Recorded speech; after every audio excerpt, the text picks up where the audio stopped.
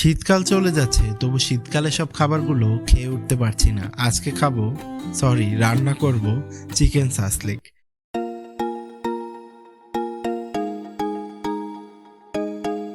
নিয়ে নিচ্ছি boneless chicken cube করা 250 গ্রামস, আদা পেস্ট ও রসুন পেস্ট 1/4 চা চামচ করে। আরও নিলাম কাশ্মীরি রেড চিলি 1/4 চা চামচ, হলুদ গুঁড়ো 1/4 চা চামচ এবং লবণ স্বাদ মতো। এখন আরও যোগ করলাম টমেটো সস 1/4 চা চামচ, সয়া সস 1/2 চা চামচ, লেবুর রস 1/2 চা চামচ। ভুলেই গিয়েছিলাম, গোলমরিচ গুঁড়ো 1/4 চা চামচ অ্যাড করলাম পরে। মাত্র 30 মিনিট ম্যারিনেট করলাম। এখানে লাল, হলুদ ও সবুজ ক্যাপসিকাম 300 গ্রাম, পেঁয়াজ 50 গ্রাম কিউব করে, গাজর 50 গ্রাম পাতলা স্লাইস করে কেটে নিয়েছি। আরও অ্যাড করলাম লেবুর রস 1/2 চা চামচ, লবণ স্বাদ মতো, গোলমরিচ গুঁড়ো 1/4 চা চামচ, সয়াবিন তেল 1 টেবিল চামচ।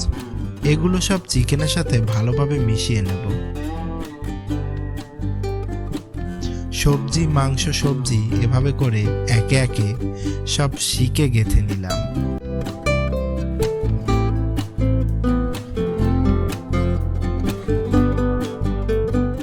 আপনাদের কাছে সাসলিকের কাঠি থাকলে তাতেও গেঁথে নিতে পারেন।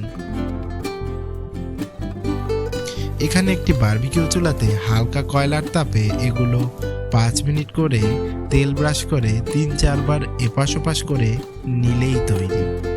আপনারা চাইলে গ্যাসেও লো ফ্লেমে একটি স্ট্যান্ডের উপরে রেখে সাসলিকগুলো তৈরি করে নিতে পারেন। রেসিপিটি ভালো লাগলে সাবস্ক্রাইব করুন। এনজয় আমার রান্না।